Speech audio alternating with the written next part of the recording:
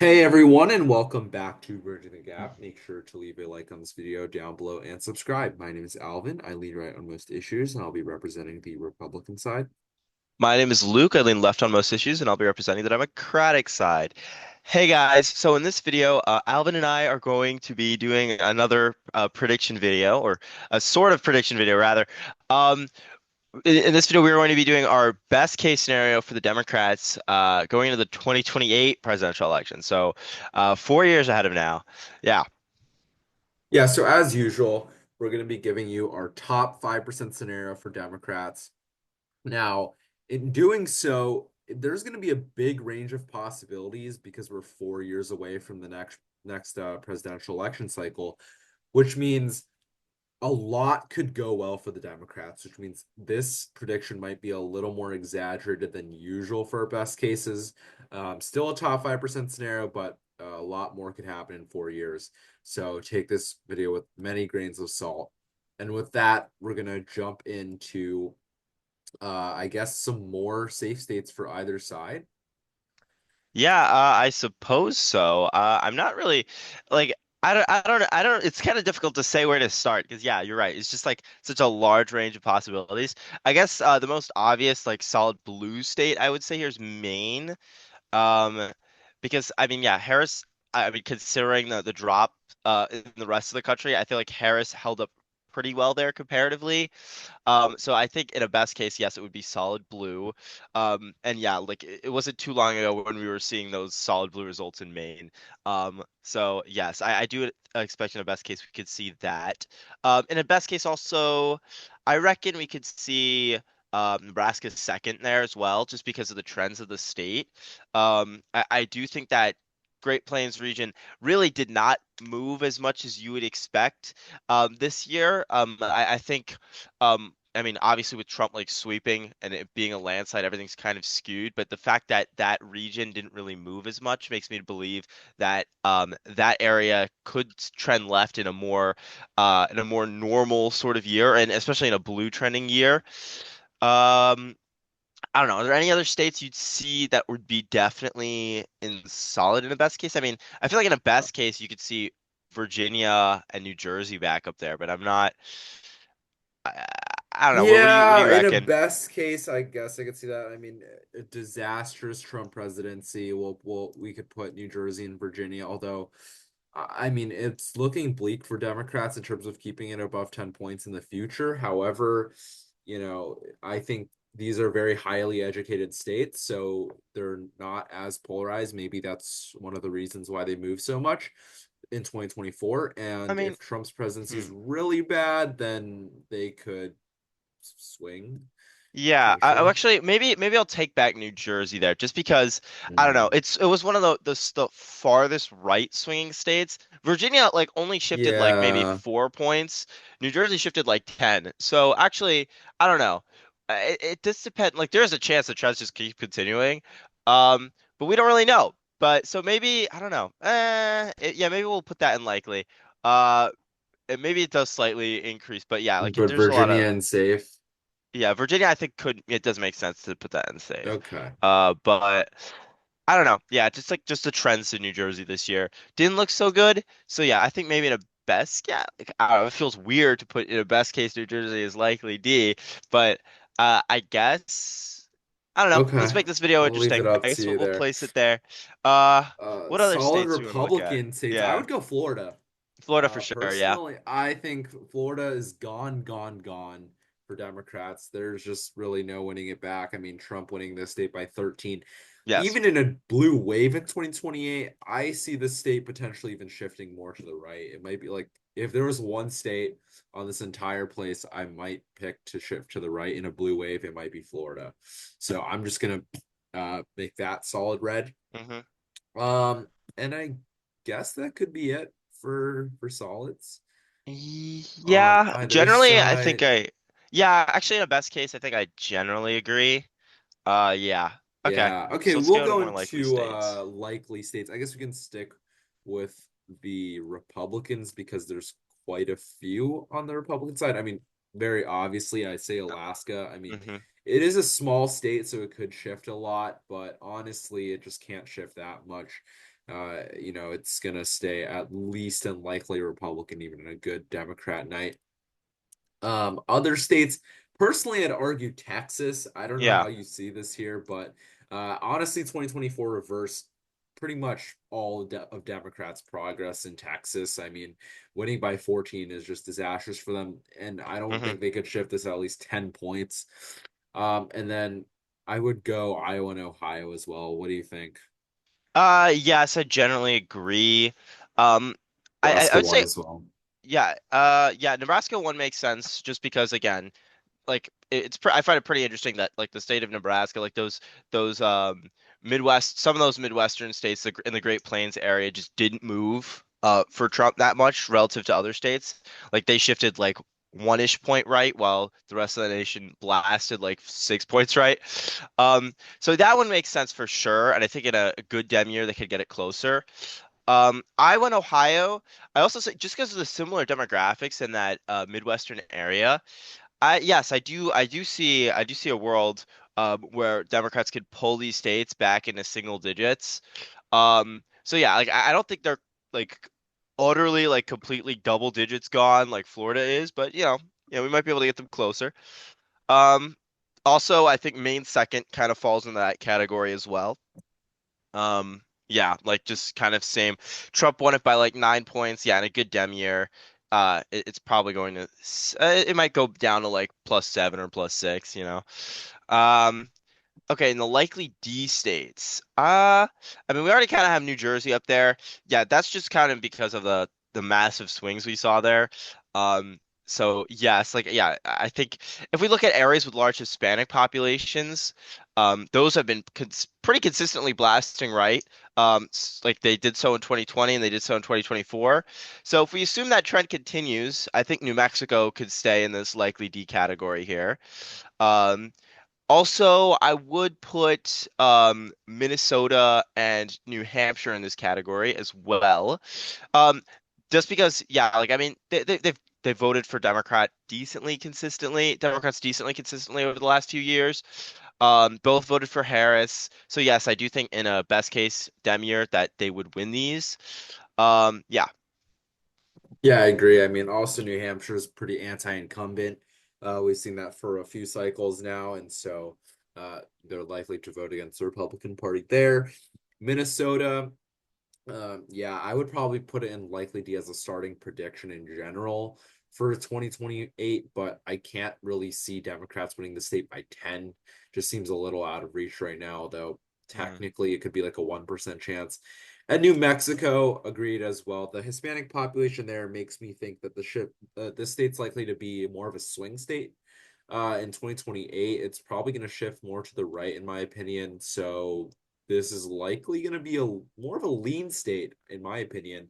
But in a best case, Democrats hold their ground here and yes. still win by 6 or so.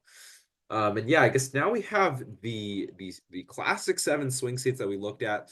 Hmm. Republicans still at the floor of 219 in a Democrat best case, which is really good. I think one of the big things that Republicans did this cycle was completely solidify control of all of their likely states and make it so that Democrats have a much smaller map next time around, while Republicans have a lot more new targets like New Mexico, New Jersey, etc., to try to move the needle. But in terms of the swing states, I think we should probably go on to Georgia. I think Georgia is going to be the best state for Democrats in terms of a best case. And maybe this could even go into likely in a really good year with trends.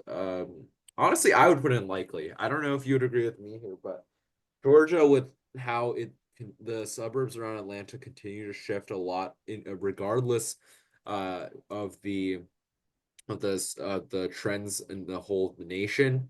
The nation shifted 6 points to the right, and these places still shot to the left. You could see those blue arrows there. I'll zoom in on Georgia, and that sort of negated Trump winning the state by too much. And Hmm. so I think in a really good year for Democrats where the national environment's a D+5, and then you also have these suburbs moving even further, the rural turnout's depressed. This would probably be the best state of the classic seven here. Yeah, I mean, yeah, I guess actually, yeah, in a best in a best case, I mean, yeah, I suppose I could see just Democrats continuing to move forward in Georgia because yeah, those suburbs, yeah, even in this really Trumpy year, the suburbs of Atlanta continue to move left, and they're one of the few areas in the nation that did continue to move left. So that I think that's a good sign from the rest of the state for Democrats. So yeah, that is a small glimmer of hope there. Another state, I think two other states that I think we could see Democrats do well in. Actually, just like I mean, I might as well just bunch them all up together. The Rust Belt states, I think all of them would be like lean D in a best case. I mean, like yeah, Wisconsin, Michigan, PA. I mean, yeah, these I would say lean instead of likely, but yeah, Oh like wow. yeah, like I mean, I mean, I'm not sure if I don't know. Like, do you really see them going like +5 I see for future? Michigan potentially reverting back to its past. Also Wisconsin because of how it voted to the left of Michigan this cycle. I think Yeah. honestly these two states could go into likely. I mean, Trump won these states by 1 to 2, more like one. And if the national environment shifts like 6 points to the left, uh, and, accompanied with these states trending less to the right than the rest of the nation, these are two states I would put into likely, although Pennsylvania I would go into lean, my opinion. Uh, mm, I mean, interestingly, I would say like it's interesting you say that because like Michigan. I mean, Michigan, like, okay, I would say Wisconsin didn't really move relative to the nation. Like, it was, again, one of the least trending states, which I find really interesting. It only moved like one-ish point, maybe, like, I think it's like 1.5 points um from 2020. So Wisconsin basically didn't move. So I could see that Wisconsin because yeah, I don't know what is happening with the Wisconsin Democratic Party, but they did. I mean, considering the losses there, sure. The losses in the entire nation, they lost less ground. So I mean, that was good. So that implies to me that the Wisconsin Democratic Party still has some strength. Michigan, I don't know, the swing is more like 4 points there. They lost a lot more ground relative to 2020. And I believe even in PA, like it was only like 2 points loss of ground or like three maybe. So I don't know. The worst loss of ground was in Michigan. Trump got the most gains there of those Rust Belt states, I believe. Um, but yeah, I guess I don't really know what this means for 2028. I guess yeah, I could see all of them between lean and likely here. Like in an absolute best case, yeah, like okay, yeah, in a best case we run like a senator from the Rust Belt area, we just do well in all of them. Yeah. Um yeah, I don't know. Okay, yeah, I don't know. I mean, I'll if leave some Gretchen of it up to Whitmer you. runs, I guess, Michigan, and then if maybe Josh Shapiro one runs Pennsylvania, I don't know, maybe not a sweep of all three seems pretty tough to handle, but in a best case, I can see it barely Yeah, happening. I mean, in absolute best case, I top mean 5%, yeah, probably happens with such a wide range of possibilities. Also, like, I mean, if you actually look at the presidential results, maybe Kamala Harris is just a really bad fit in these states. Because if you look at the Senate races in Wisconsin and Michigan, at least, Democrats held on to those seats. And if you ran someone from that area that had that type of strength, they would even shift it maybe. more to the left. So, yeah. Yeah, I don't know. It just look like I don't know. It just seemed to me a little odd. Like I'm not. I feel like these states will be close in 2020 in reality, but yes, okay. This is a best case video, so I suppose this does make some sense. Um, Next, I would say actually North Carolina here. Um, I would put that lean D in a best case.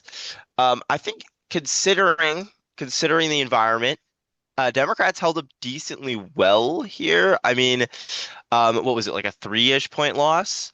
I think again, Yeah. relative to the nation, that's pretty decent with the nation swinging so far right and North Carolina only going like what 2 points to the right. I think it swung less than Georgia this year. Um, that's not too bad of a performance.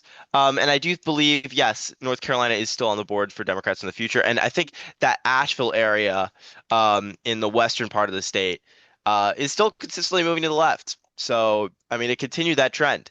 Um, so True. I don't yeah, know if there's a hurricane effect here. maybe that could be a Going through this possibility. area. I mean, also it goes through this like entire region, but maybe. maybe this is happening. I mean, definitely in a best case, lean D seems to be the right characterization Hmm. here. Democrats finally overcome their hump there. Nevada and Arizona, I'd probably also put lean D. I mean, Nevada is a little tough for me. Obviously Trump won the state by 4. That's a really big shift in Nevada. Buoyed by a massive shift in Clark County and also in the rurals, holding ground slash moving to the right. Really no progress for Dems anywhere in the state. And Mm. so this is likely going to continue, right, in 2028. More Hispanic gains, more working class gains for Republicans. And honestly, even in a disastrous Trump presidency, honestly, Nevada honestly could still vote Republican. But in a best case, I suppose I'll put this a lean D, although Tilt D is there's an argument for Tilt D here. Yeah, there is definitely. I mean, I see that argument for both of them just because they like. I mean, yeah, like they do have significant Hispanic populations, and obviously, as we've been talking about, like those particular populations have been shifting to the right by large amounts. But also, I mean, so yes, I do particularly see that argument for Nevada. Yeah, more for Nevada. Um, but I mean, it's not impossible for Dems to win by lean margins there. We saw Jackie Rosen did it in the Senate race. We saw same thing in Arizona. And I know I'm kind of looping the states together here. But yeah, like in Arizona as well. We saw the Senate candidate get get like win by like 2 points while Harris lost by like 5 or 6. So I mean, yeah, like I think it is still possible for Democrats to get like decent margins in those states. And yes, in a best case, I definitely think we could get those states to lean again. But yeah. Yeah, maybe the border issue also stops being as much of a problem. Either Trump flops here, trying to legislate on the border, or he just gets it done and there's just no more issue to run on there, I suppose. So that could help Democrats. I mean, I think Arizona is a little different from Nevada considering their past. Arizona honestly surprised me in 2024 being so right leaning. Yeah. Trump winning by 5 was very unexpected for me. I mean, obviously, you had just massive gains everywhere in the state, especially Maricopa. Flipping Maricopa is huge for Trump. But, in the past, it was not like this in 2020. Democrats look like they were going to hold Arizona for a while. Now, in 2026, Arizona's state level races are going to be very competitive yet again, as long as Kerry Lake doesn't run for the third time. But in terms of that, I think these are very fair. So honestly, Democrats' ceiling for 2028 is likely going to be 319 electoral votes, which is not really as much as they might have hoped. They probably wanted to make some more states competitive, but I think with how well Republicans did in 2024, they're going to be the ones to expand the map. Democrats trying to hold together the map that they have originally, especially in a state like New Jersey or New Mexico. Yeah. So, yeah, any last words on this?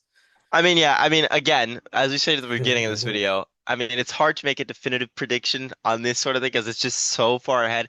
Obviously, obviously, a lot can change in 4 years in an electoral map, as we saw. Like I think comparing to like 2020, like you have some states swinging like 10 points. So really, like, I don't know, you could have some crazy states like being extremely close. You never know. Um, but yeah, this is our best guess, and hopefully, in 4 years we could come back and see and see if this reality could have been in any fashion, you know? Yeah, if this does happen, Luke, you're going to be completely ecstatic on election night because this would obviously be a sweep for the Democrats. Probably even retake the Senate there in 2028 if this happens. And yeah, I mean, looking at the 2024 map, I don't think many of us would have expected this to happen in 2020. In terms of obviously like winning all the swing states was always on the table, but the shifts in a state like New Jersey, very few people would have expected that. Even on the night of election night, 2020 to 2024, no one would have expected some of these results on this map. That's why you should check out our surprising election night results video. But in terms of 2028, a lot can happen. Trump could have, a night, like if something like 9/11 happened, like he could have a night like Bush won. Vance could have a um, huge night, or you could just have more anti-incumbent energy against him worldwide with more chaos in the world. Trump could lose, battles to China and Russia in terms of economics or whatever else. So you can see a big range. But anyways, that's going Hmm. to be the video here. Democrats, best case, they're ceiling 319, Republican floor 219. Not bad for the Republicans either on keeping their floor tight. Leave a like on this video down below if you enjoyed this video. Comment down below with how many electoral votes you think Democrats could win in their best case scenario. If you would change anything, subscribe to the channel for a Republican video and future videos on 2028 and beyond. And thanks for watching, guys. Share this video with your family and friends. See you guys.